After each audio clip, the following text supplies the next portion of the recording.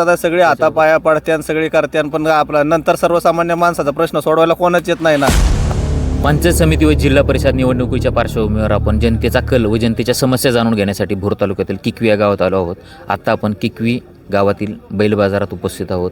येथे जे नागरिक जमले आहेत यांच्याशी आपण संवाद साधूया. दादा, गावाचं नाव काय तुमचं? कासुर्डी. नाव काय? मंगेश शंकर लके. काय वाटते आता निवडणुका जाहीर झाल्या आहेत, काय वाटतं? निवडणुका जाहीर झाल्यात पण रोजगार नाही. असं आम्हाला रानवान फिरायला लागतं या. काहीतरी रोजगाराची आम्हाला सुविधा करून दिली पाहिजे. आत्ताचा तरुण तुमचा सगळा रोजगार वाचून फिरतोय असाच. बरोबर.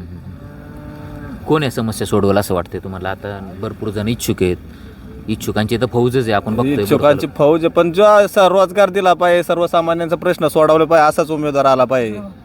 एवढीच अपेक्षा आहे आमची सर्वसामान्य माणसांची. नाही, जिल्हा परिषद गटात कामथडी बोंगवली गटात कोण वाटते समस्या सोडवल तुमच्या? आता जे निवडणूक जे उमेदवार आहे यातला कोणता चेहरा तुम्हाला वाटतोय चांगला आहे? उमेदवाराचं आता सध्या तर आम्ही तसं काय सांगू शकत नाही. कोणी पण यावं, पण आमची कामं केली पाहिजे. सर्वसामान्य माणसाला काय सर्वसामान्य माणसांचा प्रश्न सोडवला पाहिजे, एवढीच अपेक्षा आमच्या त्यांच्याकडून. कोणत्या समस्या आहेत अजून तुमच्या? रोजगार अजून कोणत्या? रोजगार म्हणा, सर्वसामान्य कोणत्या समस्या वाटतात की? रस्ते झालं, पाण्याच्या सुविधा झाल्या, लाईटीच्या सुविधा झाल्या. शेतीसाठी रातच्या लाईटी असतात, रात्रीच्या रानावनातून फिरायला लागते सर्वसामान्य माणसाला. इचुकाट्याचं याचं बिहार राहते, साप राहते, काय राहते, वन्य प्राणी आहेत, त्यापासून माणसाला भीती आहे. रात्र इरीचं रानातून जायला लागते. लाईटीची समस्या आहे. सर्व रोजगार तर नाहीच, पण शेतीतून जे उत्पन्न येणार आहे त्यासाठी आपल्याला पाण्याची सुविधा आहे, त्यासाठी लाईट नाही.